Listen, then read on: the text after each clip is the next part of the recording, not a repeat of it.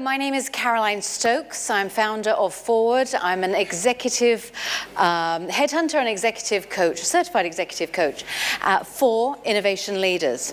What does that mean? That means I work with companies internationally to find talent, and then once we find talent, we actually coach them to ensure that they transition very, very well, and they're integrated and they're able to do what they were hired to do and what they had aspired to do from the very beginning.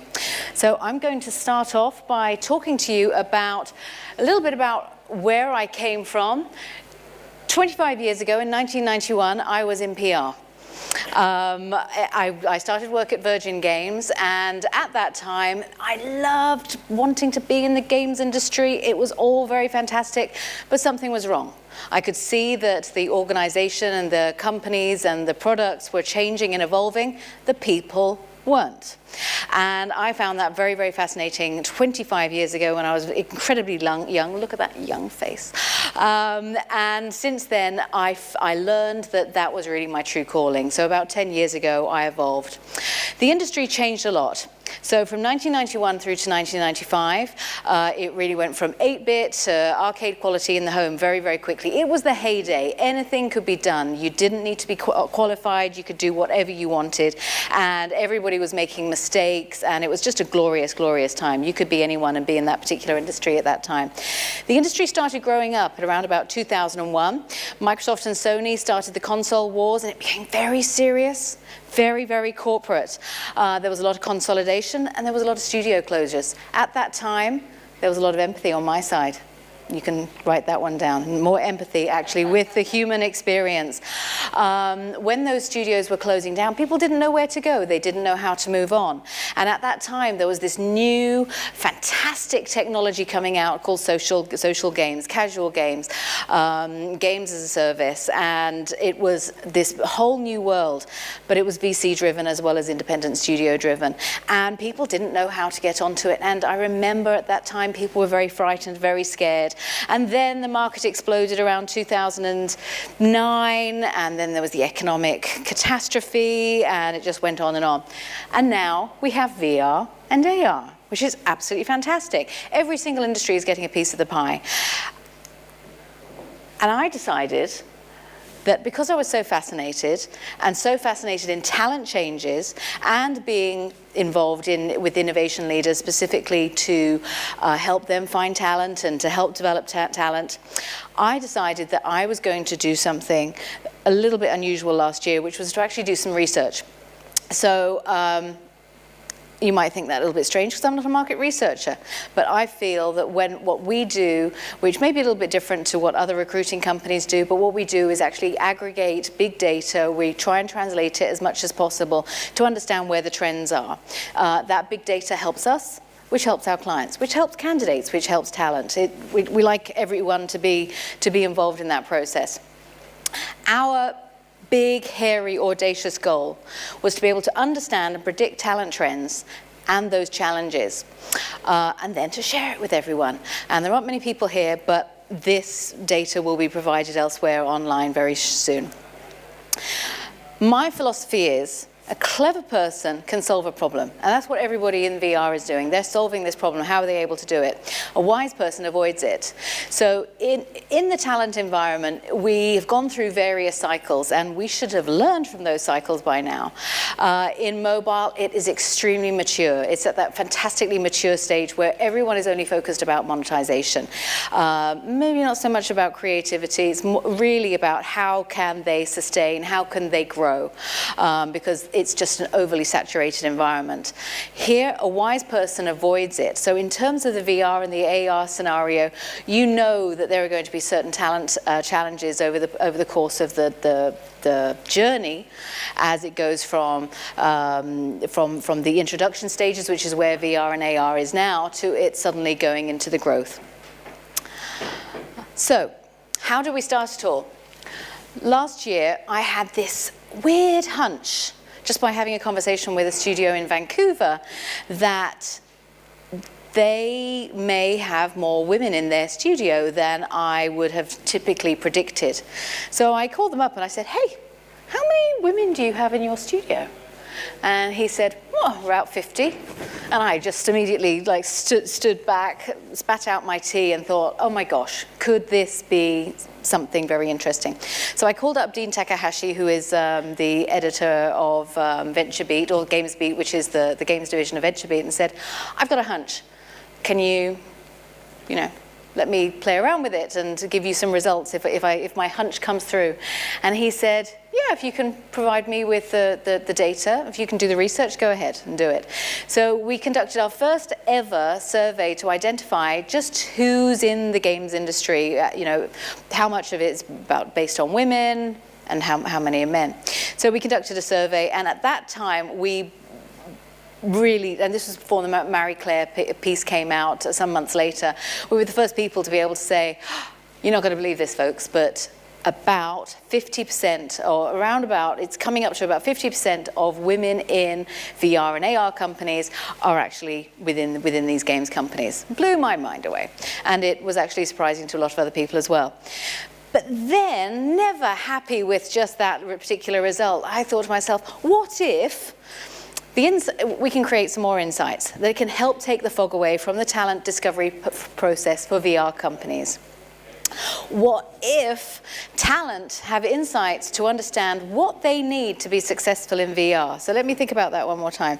Talent have insights to understand what they need to be successful in a VR.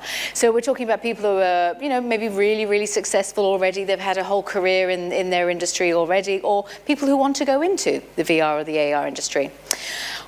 And then what if we help the industry predict their areas of development rather than, again, going through the fog of not knowing what to do? And then finally, what if we can share the solutions to move the industry forward? We don't want to hold the information to ourselves because caring is sharing, right? We all learn that at kindergarten? No? Okay. So we created a survey, went out to about 400 plus, actually probably about 500 and so VR companies and AR companies. Internationally, it went far and wide. The reality is we only had about 70 people respond. And I'll tell you, I have a suspicion why that's the case. And that's because they are bombarded with surveys. There are so many surveys that go out practically every day to try and understand where everything is going. So we created this. We got 70, which quite frankly isn't a bad sample size. And as I mentioned, there are about 400 odd companies. VentureBeat has outlined that there are this many companies in applications, content, tools, platform, infrastructure. It's huge. It's quite a significant industry. There's something like 1.1 billion has been funded by VCs already. So there's a lot of hope, a lot of expectation just from the VCs out there. So the results, drum roll. Be interesting to, I'd like to get some feedback as well at the same time to find out what you think of this at any time, because remember, it's only a sample size of about 70 out of the hundreds of companies that are out there. I do not see this as being the law. This is not, conclusive, but it's interesting nonetheless. So the leading industries in VR, look at that. It's very simple, it's very even. Games, film, and education are all in the same kind of sector. Other includes, I was trying to find a polite word, I'm trying to remember, the defense forces, there we go. The defense forces and other industries, not-for-profit. And as soon as I looked at this, I was thinking, I want to go deeper. I want to be able to understand more about, in games, where do they sit on mobile? Where do they sit with Sony platform? What's the split there? But I thought, no, I just want to be able to get a really rough breakdown here. The interesting thing is that when we had them respond, a lot of people responded and they said, we do games and we do film. Or we do film and we do education, or we do education and we do games. So there's a bit of a mix there. This is not definitive. And then going back to the gender split, this was, again, absolutely fascinating. We focused on founders. We didn't focus on CEOs. There's a complete difference here. We focused on founders and those co-founders to try and identify just how many, what's the split of the male-female percentage. And For some reason, I've got my hunch why this is. For some reason, women was particularly high on the founders chart, 65.2%. I don't see that as gospel, purely because with the 65.2% and for the men being 34.8%, the places where we put this and the people that are most responsive, quite frankly, I think the women are more responsive at being able to do this. I think that's what they're naturally inclined to be able to support this industry. Had I forcibly made more men to do it, I think the result would have been a more even split. So again, I don't see this as definitive. And then, when you look at the senior roles in the organization, look at how women are now creeping up. They're at 42.4%. This I find absolutely fascinating. We're able to get that parity now, 50-50, or we're getting closer, which I think this is the first industry, and this is what the article in VentureBeat stated back in August. The VR could be the first environment that actually enables there to be this equal splitting of male and female. It's the first technology to be able to do this, so congratulations. Woo. So Zuck or Musk, this was really interesting, and again, I don't know how these results are going to come through, but as soon as I saw 10.6% of founders did not finish the college uni. Who's that sound like? Sounds like Zuckerberg, versus 7.6% with PhDs. Now, Musk doesn't have a PhD, but he does have 2 degrees in physics. So I kind of call him that he has a PhD. They both have very, very different styles. I think their motivations, which I think is very important, and their emotional drivers to solve big problems are very, very different. When looking at your current boss, when looking at yourself, when looking at future employers, think about, look at what their qualifications are. You'll be able to find out on LinkedIn, what are their qualifications, and see if you can determine what kind of drivers do they have. Are they aligned with yours? Is this the kind of organization you want to work with? So, founder and talent. We're quite surprised with this. 69.7% of founders are from non-technical backgrounds. Would you guess that? Okay, I wouldn't. Yet when hiring, 78.8% want to hire talent with computer science degrees, and 68.2% want to hire talent with film and creative degrees. This, to me, indicates, again, that computer science is the way forward. This is the way that technology is going. This is the way, when you look at the World Economic Forum, WF, when they're talking about the skills that individuals need to have. Yes, you need to have computer science degrees. This is the future, but also very, very high percentage on film and creative, which makes so much sense with VR. I call this the happiness quotient. Happiness is what makes us jump out of bed in the morning and being able to do what we want to do every single day, that makes us not hate Monday mornings, that makes us kind of slightly regret that it's Friday evening. 65.2% love what they're doing in VR. We gave them various questions to answer, which is, is it tough but worth it? Is it tough to find money and talent? Again, this is in the introduction stage of a new sector, new industry, relatively new. We all remember VR from years ago, but it's actually happening now, for real. There's so much money invested in it. The technology is there, the people are there, the talent's there, the distribution is there, the backing is there, everything is there. 65.2% love what they're doing in VR. Only 4.3% say that it's tough to find money and talent. You talk to somebody in mobile, I bet that's completely switched around, because it's that much more mature. The love, the passion has gone out of it. It really is about making a buck. So we obviously want to find out, what about hiring? What is it that you're happy about with hiring? Majority of people are able to find their talent locally, or it's becoming extremely common to be able to find the talent in around the world, and they're able to now use Slack, or they're able to use Shotgun to be able to work collaboratively. Collaborative working is very, very common now. However, 51% would consider hiring overseas talent, which kind of shocked me. And And that's, again, we'd like to go into why. Why do you want to hire overseas talent? Do you feel that talent in the States are going to be more, they're going to have more knowledge in the States? Do you think people from Berlin are going to have more knowledge? What's going on there? What is the perception? So this I think is very interesting. I'd want to delve more into that, and unfortunately I can't for today. However, the people that think about, oh, if we were to hire, 15.7% just aren't interested because of the visa complications. So one of the things that's really important is, and this is something that I've been identifying when we do searches for lots of our major companies on the West Coast, because I'm actually living in Vancouver and I have done for the past 11 years.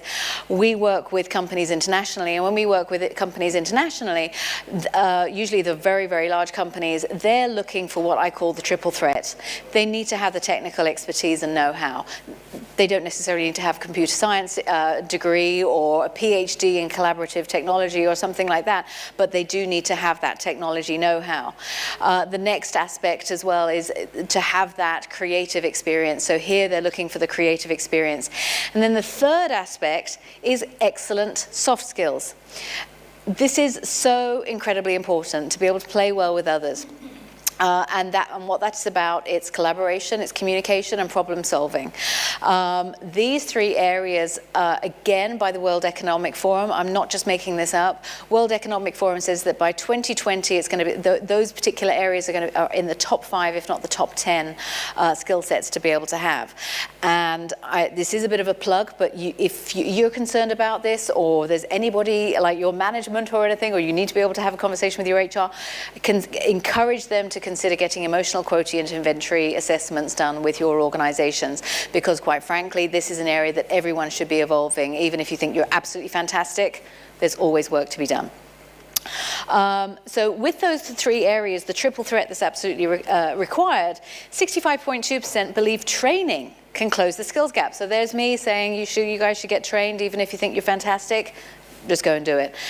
The other aspect that I think is very, very fresh and new is that these founders that responded to this survey will invest, 65% will invest in leadership training. So that's for themselves, that's for others, because they know that when you develop yourselves, you're able to move the company forward.